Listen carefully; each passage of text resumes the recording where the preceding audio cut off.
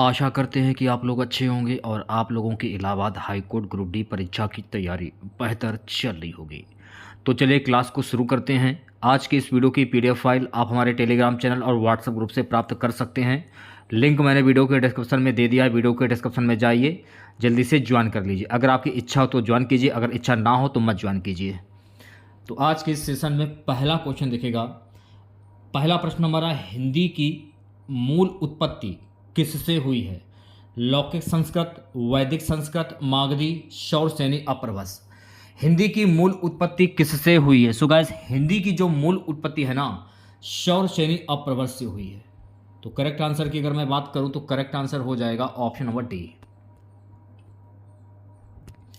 दूसरा प्रश्न देखेगा, भारत की प्रथम देश भाषा कौन सी है? पाली, संस्कृत, प्राकृत, इनमें से कोई नहीं। भारत की प्रथम देश भाषा कौन सी है? सभी प्रश्नों के जवाब आप लोगों को कमेंट बॉक्स में बताने हैं। भारत की प्रथम देश भाषा है पाली। तो राइट आंसर क्या हो जाएगा? राइट आंसर हो जाएगा ऑप्शन नंबर ए। तीसरा प्रश्न देखेगा सभी बच्चे। तीसरा प्रश्न हमारा है, निम्नलिखित में से कौन सी भाषा संस्कृत भाषा की अप्रभस है? खड़ी बोली, ब्रज, अवधी या पाली। कौन सी भाषा संस्कृत भाषा की अप्रभस है? देखिए, पाली भाषा जो है ना, ये संस्कृत भाषा की अप्रभस है। तो राइट आंसर हो जाएगा ऑप्शन नंबर डी। जिन बच्चों ने अभी तक वीडियो को लाइक नहीं किया है तो लाइक कर दीजिए, शेयर नहीं किया है तो वीडियो को शेयर कर दीजिए। चौथा प्रश्न हमारा है गाइस कि भाषा के शुद्ध रूप का ज्ञान किससे होता है? लिपि, व्याकरण, लिखित भाषा, इनमें से कोई नहीं। भाषा के शुद्ध रूप का ज्ञान किससे होता है? तो भाषा के शुद्ध रूप का ज्ञान व्याकरण से होता है। तो राइट आंसर की अगर मैं बात करूं तो राइट आंसर हो जाएगा ऑप्शन नंबर वी। पांचवा क्वेश्चन देखेगा। सो गाइस, पांचवा प्रश्न हमारा, हिंदी में स्वतंत्र रूप में बोले जाने वाले अक्षर क्या कहलाते हैं? स्वर, संयुक्त अक्षर, व्यंजन, स्वतंत्र ध्वनि। हिंदी में स्वतंत्र रूप में बोले जाने वाले अक्षर क्या कहलाते हैं? स्वर कहलाते हैं। तो करेक्ट आंसर की बात करूं तो करेक्ट आंसर हो जाएगा ऑप्शन नंबर ए। छठा प्रश्न हमारा, हिंदी भाषा में वे ध्वनियां कौन सी हैं जो दूसरी ध्वनियों की सहायता से बोली या लिखी जाती हैं? स्वर, व्यंजन, वर्ण या अक्षर। हिंदी भाषा में वे ध्वनियां कौन सी हैं जो दूसरी ध्वनियों की सहायता से बोली या लिखी जा सकती हैं? व्यंजन। तो राइट आंसर हो जाएगा ऑप्शन नंबर वी। चलिए बढ़ते हैं नेक्स्ट क्वेश्चन की और अगला क्वेश्चन देखेगा। अगला प्रश्न हमारा है, का, खा, गा, फा में कौन सा उर्दू से लिया गया है? का, ग, फा या खा। खा जो है ना, खा, ये उर्दू से लिया गया है। तो करेक्ट आंसर हो जाएगा option number D. So next question है कि जिन शब्दों में अंत में छोटा आ आता है उन्हें क्या कहते हैं? अनुस्वार, अयोगवा, अंतस्थ, अकारांत। जिन शब्दों में अंत में छोटा आ आता है उन्हें क्या कहते हैं? उन्हें हम कहते हैं अकारांत। तो करेक्ट आंसर की बात करूं तो करेक्ट आंसर हो जाएगा ऑप्शन नंबर डी। निर्देश प्रश्न संख्या, निम्नलिखित प्रश्नों में 4 वैकल्पिक वर्तनी दी गई हैं, सही वर्तनी वाले शब्द का चयन कीजिए। तो अनुच्छेद कैसे लिखा जाता है? अनुच्छेद को लिखने का तरीका क्या है? इंपॉर्टेंट क्वेश्चन है, 5 स्टार लगा लीजिए। देखिए, अनुच्छेद जो है ना, अनुच्छेद को लिखने का जो तरीका है वो ये रहा। अनुच्छेद ऐसे लिखा जाता है। अगर पेपर में पूछा जाए कि अनुच्छेद की शुद्ध वर्तनी क्या होगी तो अनुच्छेद की शुद्ध वर्तनी ये होती है। तो राइट आंसर हो जाएगा ऑप्शन नंबर सी। उसी प्रकार से अगला क्वेश्चन देखिएगा, पूंजीवाद कैसे लिखा जाता है? अच्छा ये बताइए, पूंजीवाद को लिखने का तरीका क्या? देखिए, पूंजीवाद अगर आप लिखते हैं तो पूंजीवाद को इस प्रकार से लिखा जाता है। कैसे लिखा जाता है? इसकी जो शुद्ध वर्तनी हो जाएगी ये हो जाएगी। तो वी ऑप्शन करेक्ट हो जाएगा।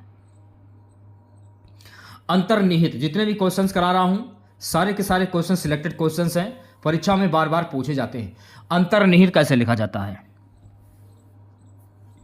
अंतर्निहित की शुद्ध वर्तनी ये हो जाएगी। अंतर्निहित लिखने का जो तरीका है ना वो ये रहा। तो ऑप्शन नंबर सी करेक्ट हो जाएगा। ठीक है। परीक्षा कैसे लिखा जाता है? देखिए, सिंपल सा क्वेश्चन है, परीक्षा को लिखने का तरीका ये रहा, इसकी शुद्ध वर्तनी ये हो जाएगी परीक्षा। राइट आंसर हो जाएगा ऑप्शन नंबर डी। षड्यंत्र कैसे लिखा जाता है, षड्यंत्र को लिखने का तरीका क्या है? तो षड्यंत्र को अगर आप लोग लिखते हैं, इसकी शुद्ध वर्तनी क्या होगी? षड्यंत्र। षड्यंत्र ऐसे लिखा जाता है। तो करेक्ट आंसर हो जाएगा ऑप्शन नंबर ए।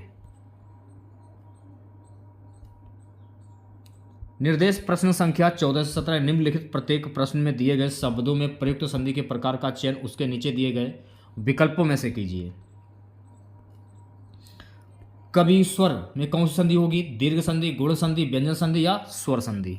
इसको करने का तरीका क्या? सबसे पहले आप इसकी संधि कर लीजिए। इसकी संधि क्या होगी?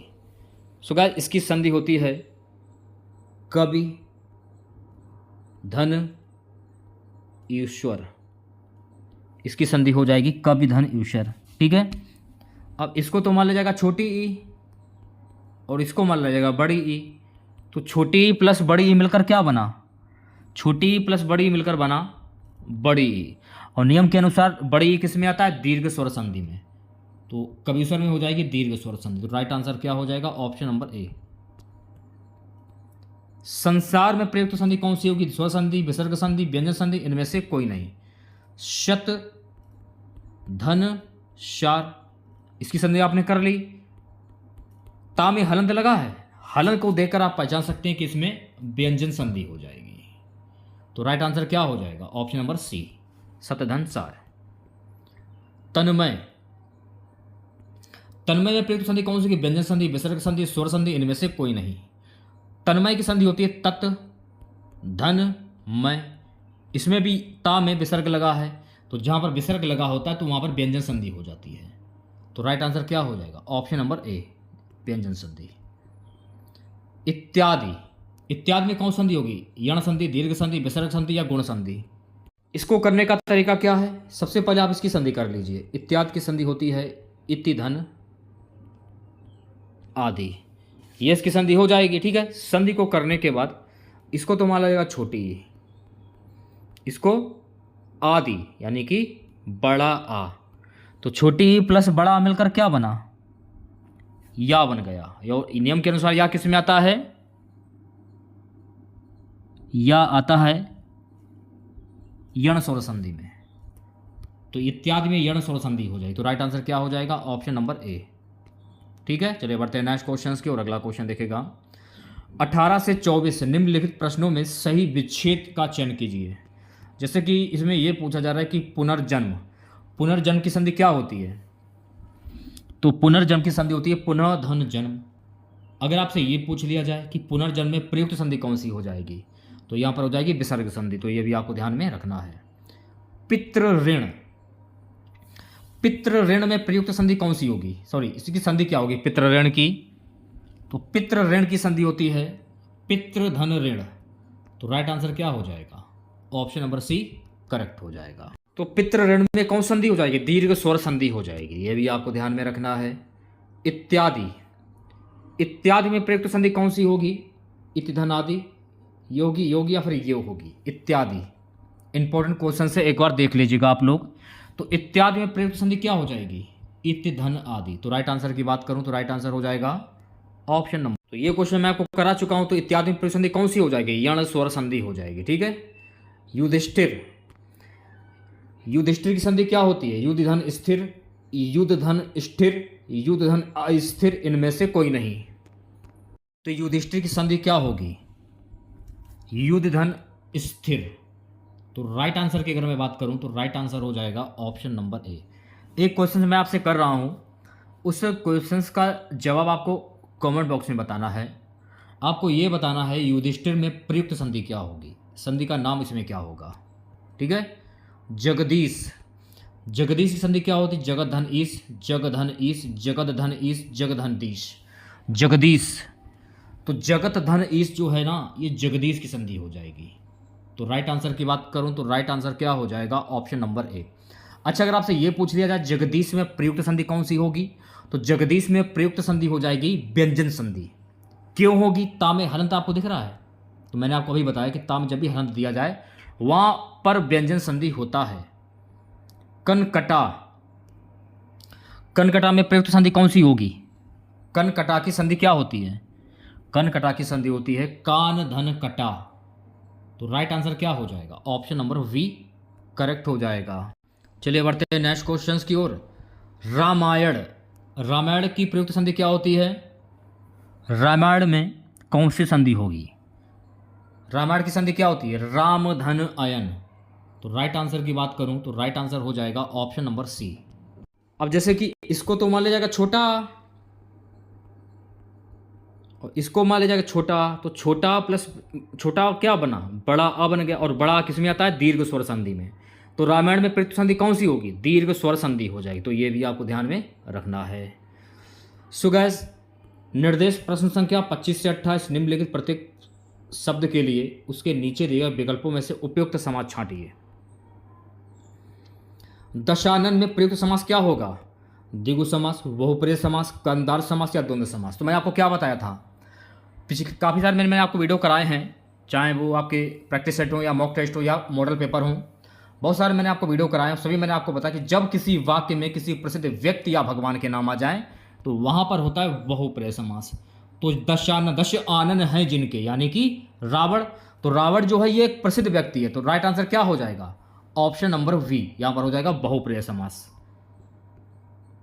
रोग पीड़ित, इसमें कौन सा समास होगा? कर्मधार, द्वंद्व या बहुप्रिय तत्पुरुष? रोग पीड़ित, तो रोग पीड़ित में कौन सा समास होगा?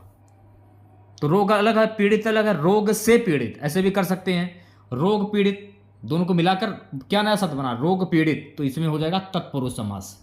कितना सिंपल सा क्वेश्चन है, आसानी से आप लोग कर सकते हैं। राइट आंसर हो जाएगा ऑप्शन नंबर डी। प्रतिमान, कर्मधार, अव्ययी भाव, बहुप्रिय तत्पुरुष। मैंने प्रश्न को पढ़ा और मेरे माइंड में आंसर तुरंत आ गया। तो मैंने आपको एक ट्रिक बताई थी, यथा अनु, शायद आपको याद हो ना याद हो, इसे याद कर लीजिए इस ट्रिक को। प्रति, बड़ा आ, भर, उद और हर। अब जैसे कि स्टार्टिंग का शब्द देखिए, प्रति है, प्रति दिया है, जी हाँ दिया है, प्रतिमान हो गया, यथोचित, अनुप्रति, आडंबर, भरपेट, उदय, हर दिन। ठीक है, तो ये सभी शब्द जो है ना अव्ययी भाव समास के उदाहरण होते हैं। जैसे कि भरपेट हो गया, पेट भर के। तो राइट आंसर क्या हो जाएगा? Option number we. वीर पुरुष में कौन सा समास होगा? Important question. बहुप्रिय, तत्पुरुष, अव्ययी भाव या द्वंद्व? वीर पुरुष। अब देखिए, वीर अलग है, पुरुष अलग है, दोनों को जोड़ दिया गया, नया शब्द क्या बना? वीर पुरुष, यानी वीर है पुरुष, ये भी कह सकते हैं आप लोग। कौन सा समास होगा? तत्पुरुष समास हो जाएगा। तो करेक्ट आंसर क्या हो जाएगा? ऑप्शन नंबर वी करेक्ट हो जाएगा। ठीक है, अगले क्वेश्चन की ओर बढ़ते हैं। नेक्स्ट क्वेश्चन देखेगा, निर्देश प्रश्न संख्या 29 से 33 नीचे लिखे प्रत्येक वर्ग में दिए गए विकल्पों में से तत्सम शब्द का चयन कीजिए। अगर आप लोगों को हमारी मेहनत पसंद आई हो तो लाइक कीजिए वीडियो को, ज़्यादा से ज़्यादा शेयर कीजिएगा। आप लोग चैनल पर नए हैं, सब्सक्राइब नहीं किए हो तो तुरंत चैनल को सब्सक्राइब करें आप लोग। तो तत्सम शब्द को पहचानने का तरीका क्या है? ऐसे शब्द जो संस्कृत भाषा से उत्पन्न हुए हों वो तत्सम शब्द कहलाते हैं। तो चंद्रमा का तत्सम शब्द क्या होगा? संस्कृत भाषा में चंद्रमा को क्या कहते हैं? चंद्रमा। ऑप्शन नंबर वी करेक्ट हो जाएगा। ठीक है, अगले क्वेश्चन की ओर बढ़ते हैं। अगला प्रश्न देखेगा सभी बच्चे, छेद, डंडा, विवाह या सींग। इसमें आपको तत्सम शब्द की पहचान करनी है, संस्कृत भाषा का शब्द। तो विवाह जो है ना ये आपका संस्कृत भाषा का शब्द है। महापुराण उठाकर देख लीजिए, रामायण उठाकर देख लीजिए, विवाह जो है आपका इस संस्कृत से उत्पन्न हुआ है, इसलिए ये आपका तत्सम शब्द हो जाएगा। तो सी ऑप्शन करेक्ट हो जाएगा। हंसी, कपूर, ओज या आम, इसमें आपको तत्सम शब्द की पहचान करनी है।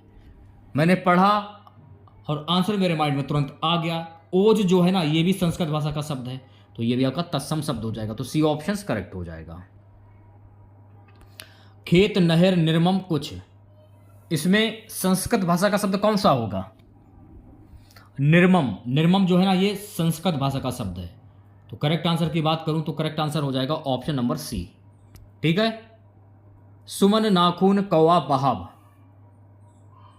तत्सम शब्द की पहचान करनी है, सोच समझ कर आंसर दीजिएगा। तो सुमन जो है ना ये आपका तत्सम शब्द हो जाएगा। तो करेक्ट आंसर की बात करूं तो करेक्ट आंसर क्या हो जाएगा? Option number A. निर्देश प्रश्न संख्या 34 से 38 तक क्या बोल रहा है? नीचे लिखे प्रत्येक वर्ग में दिए गए विकल्पों में से तद्भव शब्द का चयन कीजिए। ऐसे शब्द जो हिंदी भाषा से उत्पन्न हुए हों वो तद्भव शब्द कहलाते हैं। तो यहाँ पर देखिए आपको तद्भव शब्द की पहचान करनी है। हिंदी भाषा का शब्द कान, नासिका, परीक्षण, कटक। तो देखिए कान जो है ना, कान, ये आपका हिंदी भाषा का शब्द है। तो करेक्ट आंसर क्या हो जाएगा? Option number A. पीड़ा, केरा, पर्याप्त, शिल्प, हिंदी भाषा का शब्द, वो आपका तद्भव शब्द हो जाएगा। तो पीड़ा जो है ना, ये आपका हिंदी भाषा का शब्द है, इसलिए ये आपका तद्भव शब्द हो जाएगा। तो राइट आंसर क्या हो जाएगा? Option number A. पक्षी, नृत्य, अंधेरा, पश्य, यहां पर देखिए आपको तद्भव शब्द की पहचान करनी है। हिंदी भाषा का शब्द अंधेरा, अंधेरा जो है ना, ये आपका तद्भव शब्द होता है क्योंकि हिंदी भाषा का शब्द है। तो करेक्ट आंसर क्या हो जाएगा? Option number C. बालिका, बेंत, आज्ञा, सिद्धि, यहां पर भी आपको हिंदी भाषा शब्द की पहचान करनी है। तो बेंत जो है ना, बेंत, ये आपका हिंदी भाषा का शब्द हो जाएगा। तो करेक्ट आंसर की बात करूं तो करेक्ट आंसर हो जाएगा ऑप्शन नंबर वी। रक्षा, तमंचा, विरोध, शांति, इसमें तद्भव शब्द की पहचान करनी है आप लोगों को। तो तमंचा जो है ना, ये आपका हिंदी भाषा का शब्द है, देशी शब्द है, इसलिए आपका तद्भव शब्द हो जाएगा। तो राइट आंसर क्या हो जाएगा? Option number B. So guys next question देखेगा 39वां प्रश्न क्या है? परंपरा से एक निश्चित अर्थ में प्रयुक्त होने वाले शब्द कहलाते हैं योग, ऋण, ऋण, यौगिक या शंकर। परंपरा से एक निश्चित अर्थ में प्रयुक्त होने वाले शब्द क्या कहलाते हैं? योग, ऋण शब्द कहलाते हैं। तो राइट आंसर की बात करूं तो राइट आंसर हो जाएगा ऑप्शन नंबर ए। निर्देश प्रश्न संख्या 40 से 44 निम्नलिखित प्रत्येक प्रश्न में चार विकल्पों में से बेमल असंगत शब्द का चयन करना है आप लोगों को। शारीरिक, दैहिक, मानसिक, आदि, इसमें आपको देखिए बेमल शब्द की पहचान करनी है। तो आदि जो है ना, आदि, ये आपका बेमल शब्द हो जाएगा। तो करेक्ट आंसर की बात करूं, करेक्ट आंसर हो जाएगा ऑप्शन नंबर डी। अगला प्रश्न देखिएगा क्या है? घर, प्रियजन, परिवार, बच्चे। तो इसमें आपको बेमल शब्द की पहचान करनी है। मैंने पढ़ा, मेरे समझ में आ गया। देखिए घर जो है ना, घर शब्द, ये आपका बेमल शब्द हो जाएगा। तो राइट आंसर क्या हो जाएगा? Option number A. सिर, शीश, मस्तक, शीर्ष, बेमल शब्द की पहचान करनी है आप लोगों को। मस्तक, ये आपका बेमल शब्द हो जाएगा। तो राइट आंसर क्या हो जाएगा? राइट आंसर हो जाएगा ऑप्शन नंबर वी। अगला प्रश्न देखेगा निगाह, दृष्टि, नेत्र, नजर। तो नेत्र जो है ना, यह आपका बेमल शब्द है क्योंकि नेत्र में निगाह भी होता है, दृष्टि भी होता है और नजर भी होता है। राइट आंसर क्या हो जाएगा? Option number C. उसी प्रकार से जैसे कि सिर, शीर्ष, मस्तक, शीर्ष, तो इसमें भी आपको बेमल शब्द की पहचान करनी थी। तो मैंने आपको मस्तक बताया, तो मस्तक, सिर भी आता है, शीर्ष भी आता है और शीर्ष भी आता है। ठीक है। समस्या, जटिलता, कठिनाई, खेद। तो खेद जो है ना, ये आपका बेमल शब्द हो जाए क्योंकि खेद के अंतर्गत कठिनाई, जटिलता और समस्या, तीनों चीजें आती है। तो राइट आंसर क्या हो जाएगा? Option number D. यहां से देखिएगा ध्यानपूर्वक। निर्देश प्रश्न संख्या 45 से 49 निम्नलिखित शब्दों के उपयुक्त पर्यायवाची शब्द छांटिए। स्वर्ग का पर्यायवाची शब्द क्या होता है? नरक, ब्रह्मांड, यमलोक, घौ।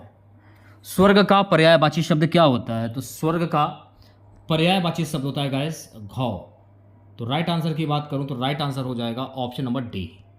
ठीक है, चलिए बढ़ते हैं नेक्स्ट क्वेश्चन की ओर। कुबेर का पर्यायवाची शब्द क्या होता है? किन्नरेश, कोविद, धनाधिप, राजराज। तो कुबेर का पर्यायवाची शब्द क्या होता है? तो कुबेर का पर्यायवाची शब्द होता है धनाधिप। तो करेक्ट आंसर की बात करूं तो करेक्ट आंसर हो जाएगा मेरे प्यारे साथियों ऑप्शन नंबर सी। रात्रि का पर्यायवाची शब्द क्या होता है? छपा, तमीचर, अमा, विबावरी। रात्रि का पर्यायवाची शब्द होता है मेरे प्यारे साथियों विबावरी, इसको कहते हैं। तो करेक्ट आंसर क्या हो जाएगा? Option number D. Bhagirathi, Bhagirathi का पर्यायवाची शब्द क्या होता है? सरिता, गंगा, यमुना, निर्झरी। भगीरथी, तो भगीरथी का पर्यायवाची शब्द क्या होता है? गंगा, क्योंकि भगीरथी का संबंध गंगा से था। तो राइट आंसर की बात करूं, राइट आंसर क्या हो जाएगा? Option number B. विद्युत, विद्युत का पर्यायवाची शब्द क्या हो? गर्जन, दामनी, चमक, पयोध। इसे आप कह सकते हैं दामनी। तो राइट आंसर की बात करूं तो राइट आंसर हो जाएगा ऑप्शन नंबर वी। निर्देश प्रश्न संख्या निम्नलिखित शब्दों के लिए दिए गए विकल्पों में से सही विलोम शब्द छांटिए। सामंजस्य का विलोम शब्द क्या होता है? इंपॉर्टेंट क्वेश्चन है, एक बार देख लीजिएगा आप लोग। विवाद, कलह, संताप, द्वेष। सामंजस्य का विलोम शब्द क्या होता है? तो सामंजस्य का विलोम शब्द होता है मेरे प्यारे साथियों, इसे आप विवाद कह सकते हैं। तो राइट आंसर की बात करूं तो राइट आंसर हो जाएगा ऑप्शन नंबर ए। अगला प्रश्न देखिएगा सभी बच्चे, ओजस्वी का विलोम शब्द क्या होता है? निराभिमानी, निडर, यशस्वी, निस्तेज। पर्यायवाची शब्द हुए, विलोम शब्द हुए, जैसे कि इन्हें रटने की जरूरत नहीं होती, इन्हें समझने की जरूरत होती है। इसमें ना कोई ट्रिक लगती है, ना इसका कोई नियम होता है याद करने के लिए, बस आपको समझना है। ऑप्शंस में जो दिए जाए उन पर आप टिक कीजिए। ओजस्वी का विलोम शब्द क्या होता है? ओजस्वी का विलोम शब्द होता है गाइस निस्तेज, जिसे आप कह सकते हैं। तो राइट आंसर की बात करूं तो राइट आंसर हो जाएगा ऑप्शन नंबर डी। अगला प्रश्न देखिएगा सभी बच्चे, पराक्रम का विलोम शब्द क्या होता है? भीरुता, दुविधा, आलस, दुर्बलता। पराक्रम का विलोम शब्द होता है मेरे प्यारे साथियों, इसे आप भीरुता कह सकते हैं। तो राइट आंसर क्या हो जाएगा? ऑप्शन नंबर ए करेक्ट हो जाएगा। हर्ष का विलोम शब्द क्या होता है? अप्रसन्नता, शोक, विषाद या दुख। हर्ष का विलोम शब्द होता है मेरे प्यारे साथियों, इसे आप विषाद कह सकते हैं। क्या कह सकते हैं? विषाद। तो करेक्ट आंसर क्या हो जाएगा? Option number C. क्रोध का विलोम शब्द क्या होता है? कृपा, आशीर्वाद, क्षमा, सहयोग। तो गाइस क्रोध का विलोम शब्द होता है कृपा, यानी का इसका उल्टा। तो राइट आंसर की बात करूं तो राइट आंसर हो जाएगा ऑप्शन नंबर ए।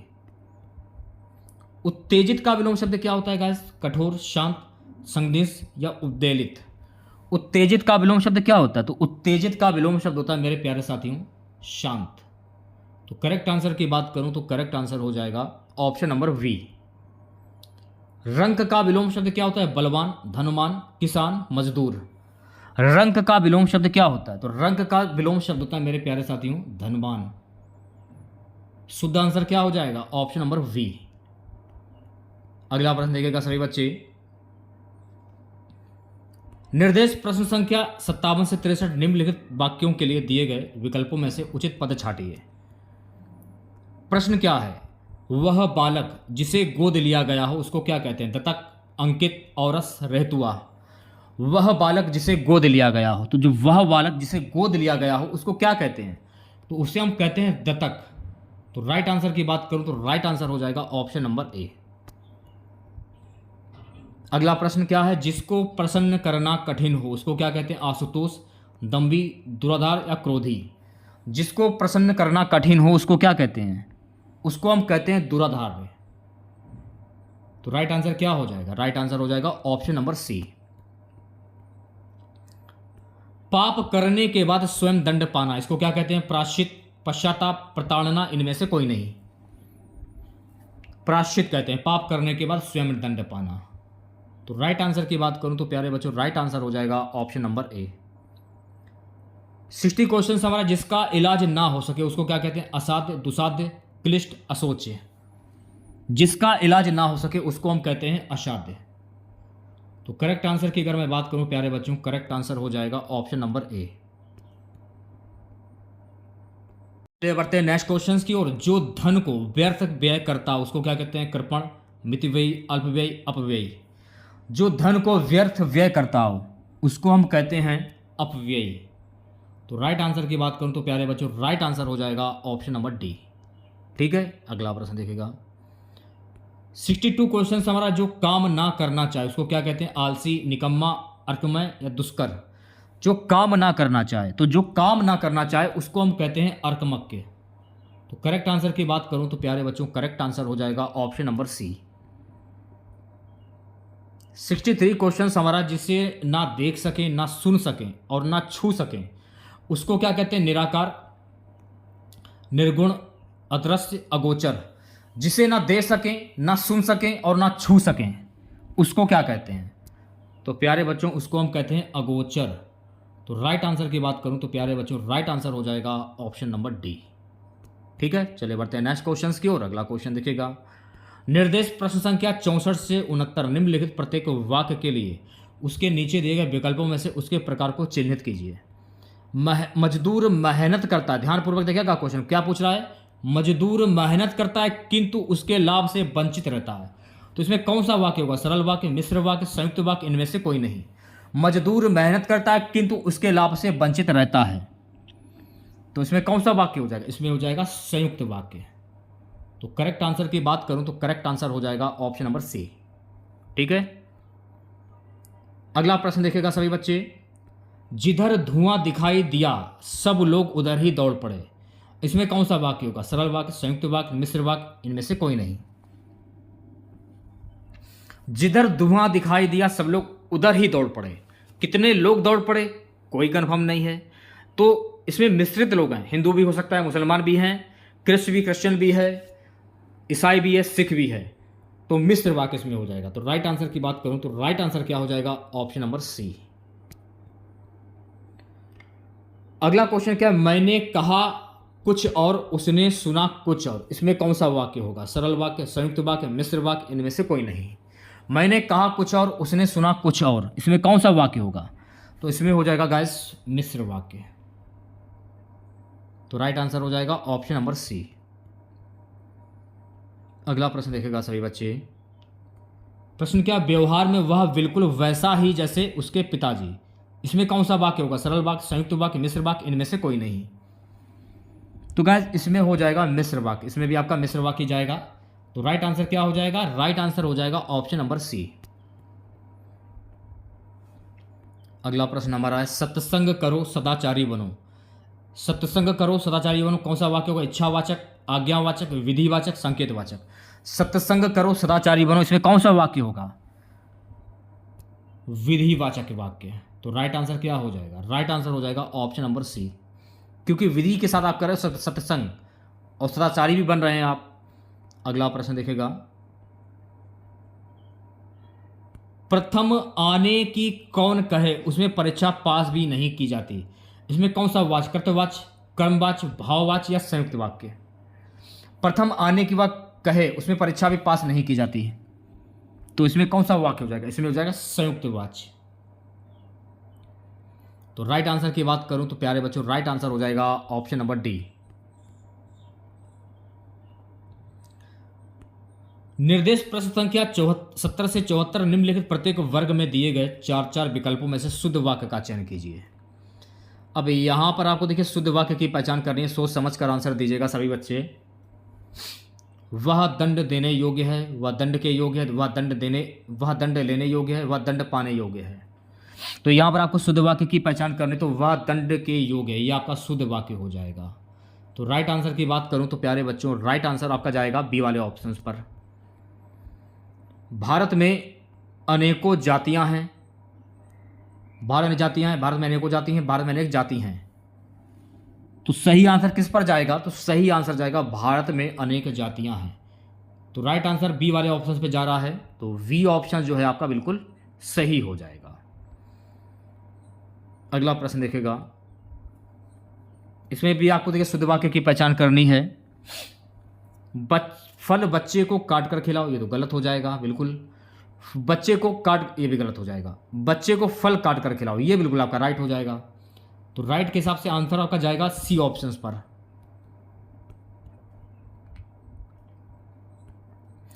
इसमें भी आपको शुद्ध वाक्य की पहचान करनी है भाई। उसे अनुत्तीर्ण होने की आशा, ये तो गलत हो जाएगा। उसे अनुत्तीर्ण होने की आशंका, ये सही हो जाएगा। तो राइट आंसर किस पे जाएगा? तो राइट आंसर आपका जाएगा वी वाले ऑप्शंस पर। इसमें भी कोई ना कोई ट्रिक लगेगी, ना कोई परिभाषा इसकी है जो आप इसे याद करें। समझने का फेर होता है, समझिए और आंसर पर टिक करिए। यहां पर भी आपको शुद्ध वाक्य की पहचान करनी है। कल पाठ पढ़कर आइए, ये तो गलत हो जाएगा। पाठ पढ़कर कल आए, हाँ ये सही हो जाएगा। तो राइट आंसर आपका बी वाले ऑप्शंस पे जा रहा है। तो राइट आंसर आपका हो जाएगा ऑप्शन नंबर वी। ठीक है। मुहावरे, लोक तृतीयां, इसके लिए भी कोई ना नियम होता है ना कोई परिभाषा होती है, इसे भी आपको समझने का फेर होता है। निर्देश प्रश्न संख्या 75 से 85 निम्नलिखित मुहावरों लोक तृतीयों के लिए उचित विकल्प चुनिए।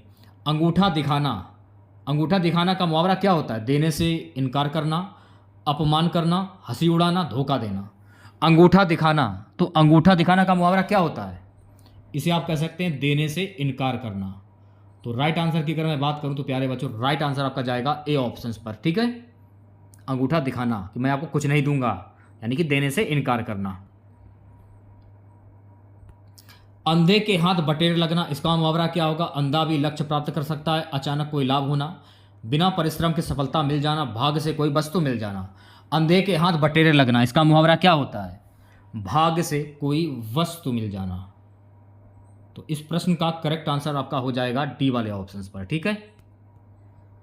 आंख लगना, इसका मुहावरा क्या होगा? आशंका होना, मृत्यु होना, नींद आना या प्रेम होना। आंख लगना, आंख आपकी लग गई तो आपको नींद आ गई। आंसर किस पर जाएगा? सी ऑप्शंस पर आपका आंसर जाएगा। औंधी खोपड़ी, इसका मुहावरा क्या होगा? कुछ निर्णय ना कर पाना, मूर्ख होना, किकत मूड विमूढ़ होना, इनमें से कोई नहीं। औंधी खोपड़ी, औंधी खोपड़ी यानी कि मूर्ख होना। तो राइट आंसर किस किस पर जाएगा? राइट आंसर आपका जाएगा बी वाले ऑप्शंस पर, मूर्ख होना, ठीक है। अगला प्रश्न देखेगा। अगला प्रश्न है कान का कच्चा, इसका मुहावरा क्या होगा? कम सुनने वाला, बहरा, कोई बात सुनकर उसे पचा न सकने वाला, शीघ्र विश्वास कर लेने वाला। कान का कच्चा होना, शीघ्र विश्वास कर लेने वाला को क्या कहते हैं? कान का कच्चा। तो राइट आंसर आपका जाएगा डी वाले ऑप्शंस पर। 80 क्वेश्चन हमारा है, घाट घाट का पानी पीना, इसका मुहावरा क्या होगा? मारा मारा फिरना, शिक्षा ग्रहण करना, तीर्थ यात्रा करना, अनुभवी होना। घाट घाट का पानी पीना, इसका मुहावरा क्या होगा? आपने घाट घाट का पानी पिया है, ये बाल मैंने धूप में ऐसे ही नहीं सफ़ेद किए हैं, यानी कि अनुभवी होना। तो राइट आंसर आपका जाएगा डी वाले ऑप्शंस पर। सो गाइस, अगला प्रश्न, आ बैल मुझे मार, इसका मुहावरा क्या होगा? जानबूझकर मुसीबत में पड़ जाना, छेड़छाड़ करना, किसी को भी गाली देना, बैल के सामने बैठ जाना। आ बैल मुझे मार यानी जानबूझकर मुसीबत में पड़ जाना। तो राइट आंसर आपका जाएगा ए ऑप्शंस पर।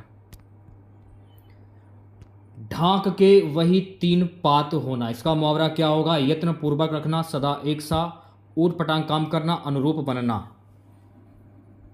ढाक के वही 3 पात होना, इसे आप कह सकते हैं सदा एक सा। तो राइट आंसर आपका जाएगा ऑप्शन नंबर वी पर जाएगा, ठीक है।